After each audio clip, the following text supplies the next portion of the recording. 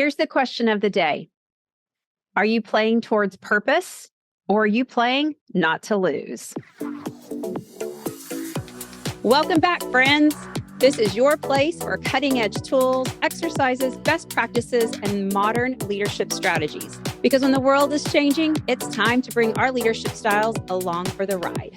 Whether you're a company leader, a corporate visionary, an entrepreneur, this show gives you new insights into the neuroscience and the language of leadership, plus practical steps and tips to lead your teams in a powerful way. It'll also help you keep your people happy and engaged, all while achieving your biggest goals. I'm your host, Jen Thornton.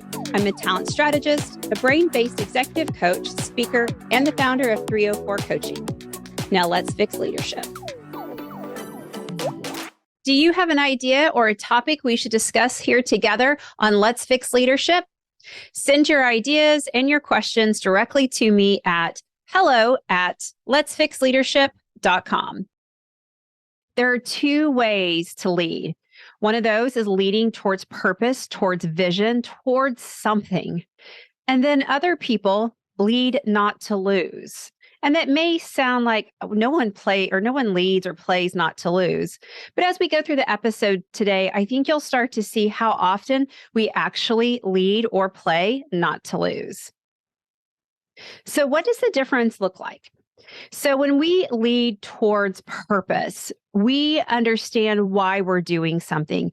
We understand the mission. We understand that some days will be good. Some days will be tough. Some days will be fan-freaking-tastic. Some days are just those days you have to work through. But when we're leading with purpose, we lead as if we're in control. We lead as if we have the ability to influence the mission of the organization. We have the ability to influence others. We are impacting the world around us. Then those who are playing not to lose or leading not to lose, their mind works a little different. Everything is happening to them. So they protect themselves. They really want to make sure that they don't, quote unquote, get in trouble. And we play not to lose for a lot of reasons. It could be the way we're being led. It could be some fear we have. It could be all kinds of things. But unfortunately, more times than not, we are leading not to lose. And when we think about the business, what happens to the business when we play not to lose?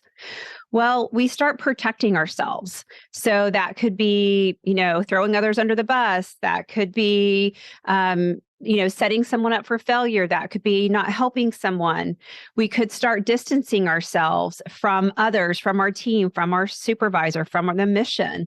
We might fall into perfectionism, and that's really common. When we're playing not to lose, perfectionism shows up. And oftentimes when we're playing not to lose, we're micromanaging people because, again, we want nothing to go wrong. Everything has to be perfect. We have to check the boxes. And it sounds like a couple of different things. When you're playing not to lose, it can sound like someone saying, I'm just going to keep my head down and just do what I'm told. And I think all of us have done that at least once in our career. It might sound like someone saying, I'm not going to bring that up, or why say anything? No one wants to hear it. It doesn't matter. We're just going to do what we're told. Oftentimes, I might hear someone I'm coaching say things like, they're the boss. I'm just going to do what I'm told. I don't question it anymore. All of those things are protecting ourselves. It's distancing ourselves. It's making us lead not to lose. Now, let's kind of flip the script on that.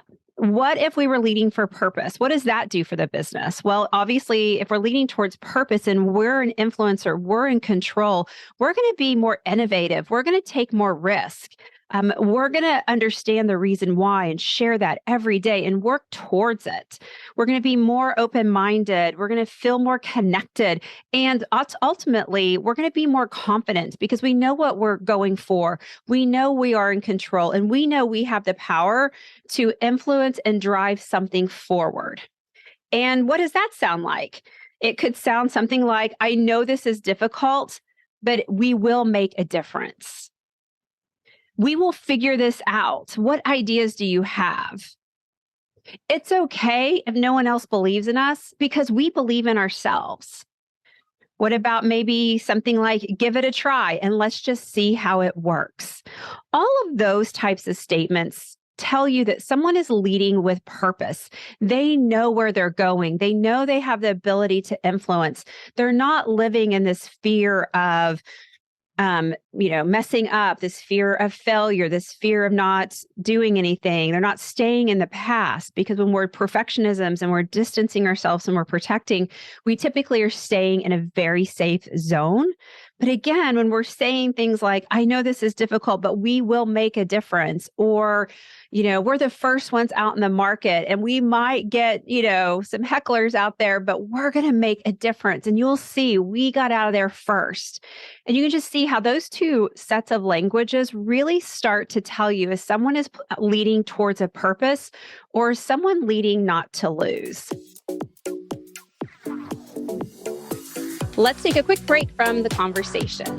Do you have new leaders on your team and you can see their potential, you can see their runway, but you cannot figure out how to get them across the finish line? Reach out to 304 Coaching and learn more about our brain-based, competency-focused executive coaching. So when you think about that, so what, now what do you do with this information? And really what's important here is, how do you know if you are leading with purpose or are you leading not to lose? So I want you to start listening to yourself. And I give that advice all the time. We have to be witnesses to our own language, because that language gives us an idea of what's going on in our inner game.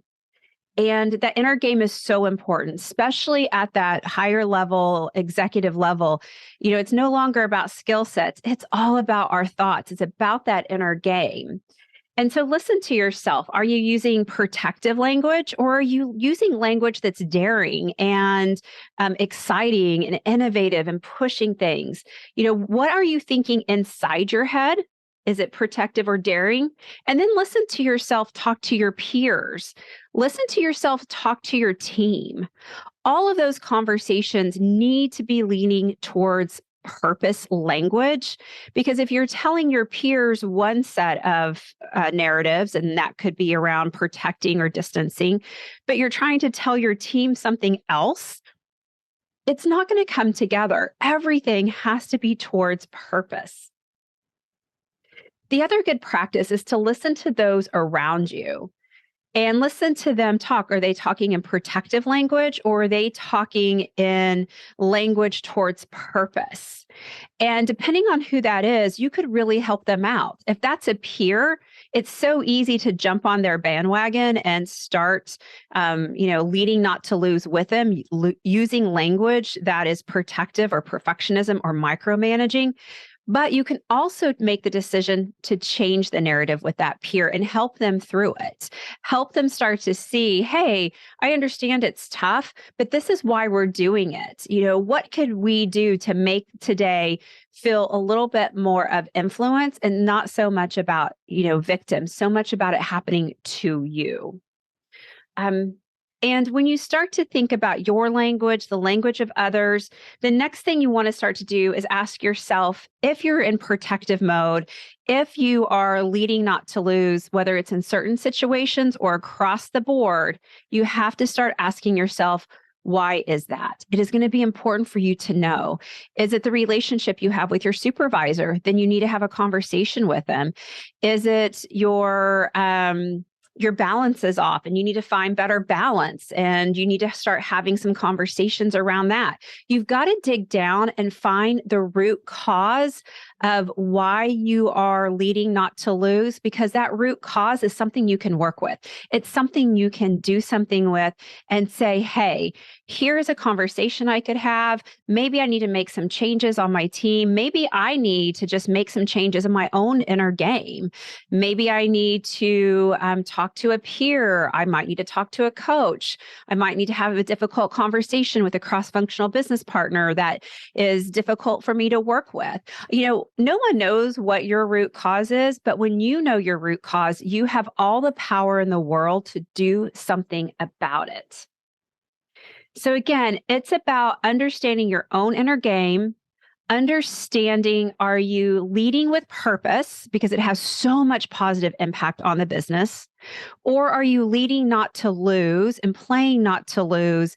And knowing when you do that, every day you do that, there's a negative impact on your team, your peers, your business. There's a negative impact on all types of things. But you, as a human, get to wake up every day and make a decision for yourself. And I hope today you go out there and you lead with purpose. You use innovative and risk-taking and daring language because, my friends, if you want to fix leadership, you've got to lead with purpose. Thanks for listening to Let's Fix Leadership. By hanging out with me today, you're already on your path. If you're looking to learn more and to see if your company is a good fit for our coaching and leadership education, then hey, visit 304coaching.com. If you got value out of this podcast, share it with a friend. And it would mean the world to me if you would leave a thoughtful review and a rating on iTunes. Thanks again for listening, and I appreciate your work in fixing leadership.